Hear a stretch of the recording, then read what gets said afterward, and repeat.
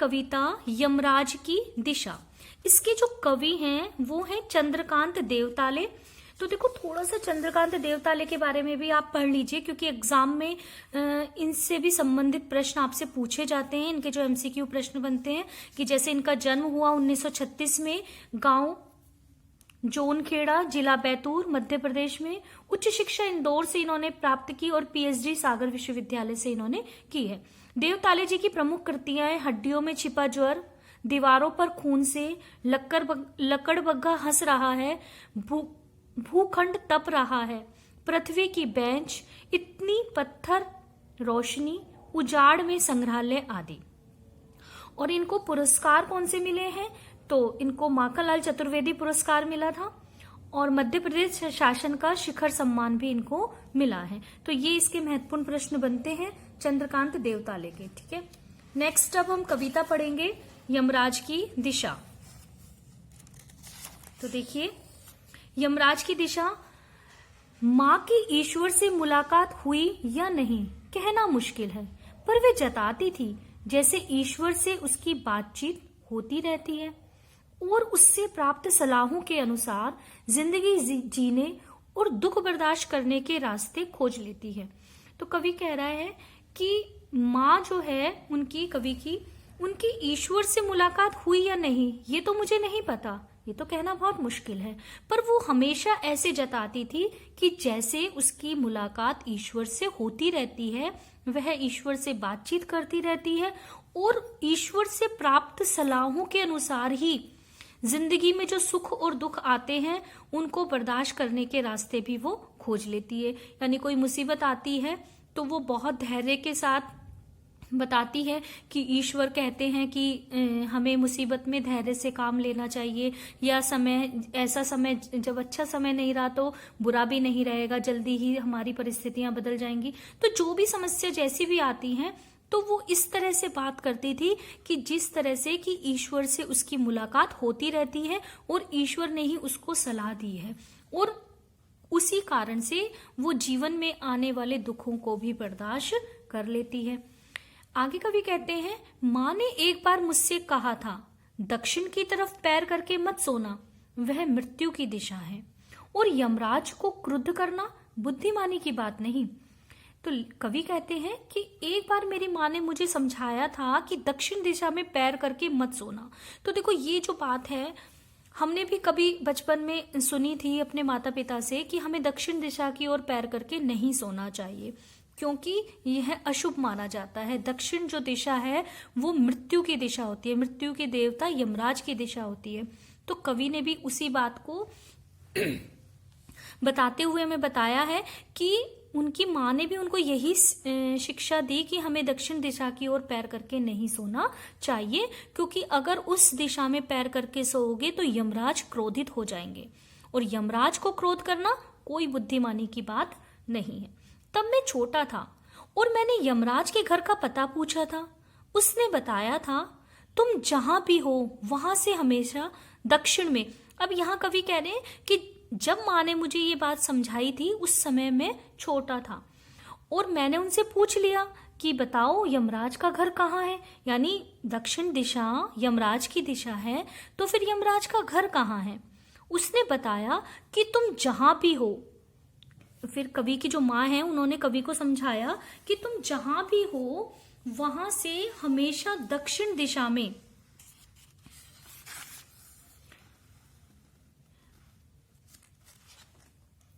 वहां से हमेशा दक्षिण दिशा में माँ की समझाइश के बाद दक्षिण दिशा में पैर करके मैं कभी नहीं सोया। यानी माँ ने मुझे समझाया कि तुम जहां भी खड़े हो उसी जगह से जो दक्षिण दिशा होगी वही यमराज का घर है, वहीं पे ही यमराज का घर है। तब से मैं समझ गया कि दक्षिण में पैर करके कभी नहीं सोना चाहिए और मैं फिर कभी भी नहीं सोया। और इससे इतना फायदा जरूर हुआ कि दक्षिण दिशा पहचानने में मुझे कभी मुश्किल का सामना नहीं करना पड़ा। अब कवि कह रहा है कि मुझे हमेशा ये ध्यान रहता था कि जब भी मैं सोता था कि मैं हमेशा ये जरूर देखता था कि दक्षिण दिशा कौन सी है। और क्योंकि माँ ने मुझे समझाया था कि दक्षिण दिशा में पैर करके नहीं सोना, तो जब भी मैं सोता था तो माँ की बात मुझे याद आ जाती थी। और इस बात का फायदा मुझे क्या हुआ कि मुझे हमेशा ये पता रहता था कि दक्षिण दिशा कौन सी है, यानी दिशा को पहचानने में मुझे कभी भी मुश्किल का सामना नहीं करना पड़ा। आगे कवि कहते हैं, मैं दक्षिण में दूर दूर तक गया और मुझे हमेशा माँ याद आई। दक्षिण को लांग लेना संभव नहीं था, होता छोर तक पहुंच पाना तो यमराज का घर देख लेता। अब कवि कहते हैं कि इस बात का पता लगाने के लिए मैं दक्षिण दिशा में दूर दूर तक गया, मैंने बहुत यात्राएं की और उस समय मुझे माँ की याद भी आई। यानी माँ ने जो बात बताई थी कि दक्षिण दिशा यमराज की दिशा होती है, तो जैसे बच्चे के मन में एक उत्सुकता होती है, हम अगर उसको कोई बात बताते हैं तो उसी प्रकार से कवि के मन में भी उत्सुकता थी कि वो यमराज का घर देखे, यमराज की दिशा को देखे और वह भी देखे कि कैसा होता है यमराज का घर। तो एक उत्सुकता, अपनी उत्सुकता को शांत करने के लिए कवि कहता है कि मैंने दक्षिण में बहुत यात्राएं की। दक्षिण दिशा को लांग लेना संभव नहीं था। क्यों नहीं संभव था? क्योंकि वो जितना भी चलते थे वो और आगे चली जाती थी, यानी उसका कोई अंत नहीं है। दिशाओं का कभी कोई अंत नहीं होता क्योंकि दिशाएं अनंत होती हैं। तो देखो, हमारी जो पृथ्वी है वो गोल है, आपको इसका कोई छोर नजर नहीं आएगा कि आप ये सोचो कि यहां से ये यहां तक खत्म हो जाएगी, तो नहीं। दक्षिण दिशा क्या, कोई भी दिशा कभी भी खत्म नहीं हो सकती है क्योंकि दिशाओं का कोई अंत नहीं होता। तो वही हुआ लेखक के साथ, कवि के साथ भी। वो जितना आगे जाते उतना वहां से फिर दक्षिण दिशा में घूम जाते। यानी हमारी तो पृथ्वी गोल है, वो जिधर भी जाते थे उधर से ही वो दक्षिण में घूम जाते थे। होता छोर तो पहुंच पाता। अब कवि कहते हैं कि यदि उसका कोई किनारा होता, कोई उसकी अंतिम सीमा होती, तो मैं शायद पहुंच पाता, लेकिन पृथ्वी तो गोल है, उसका कोई किनारा नहीं है। तो यमराज का घर देख लेता, और किनारा होता तो मैं यमराज का घर भी देख पाता। तो वह जो नहीं देख पाया उसका दुख लेखक कवि के मन में हमेशा बना रहा। पर आज जिधर भी पैर करके सो वही दक्षिण दिशा हो जाती है। अब यहाँ कवि ने आज के परिवेश से उस बात को जोड़ दिया है। अब कवि कहता है कि आज के समय में आप जिधर भी पैर करके सो जाओ, हर दिशा दक्षिण दिशा हो जाती है। क्यों हो जाती है? सभी दिशाओं में यमराज के आलीशान महल हैं और वे सभी में एक साथ अपनी दहकती आंखों सहित विराजते हैं। यानी यमराज के आलीशान महल का मतलब है, यहाँ पर लेखक ने यमराज को उन अत्याचारियों के समान बताया है जो आज समाज में जो बेबस इंसान है, जो गरीब हैं, असहाय हैं, उनके ऊपर अत्याचार करते हैं, उनके यमराज बने हुए हैं।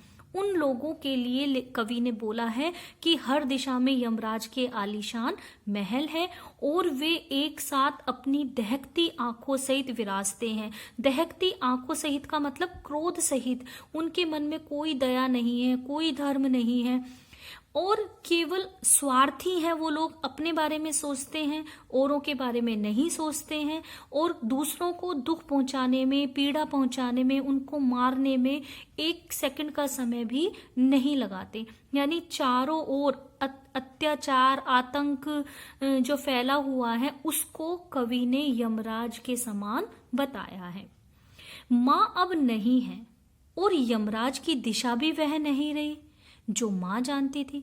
अब यहाँ लास्ट में कवि कह रहा है कि माँ अब नहीं है, यानी मेरी माँ नहीं है और यमराज की दिशा भी अब वह नहीं रही।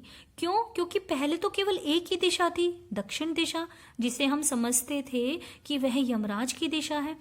लेकिन आज तो इतने सारे अत्याचारी जो यमराज बने हुए हैं वो हर दिशा में विराज रहे हैं, हर दिशा में उनके आलीशान महल है।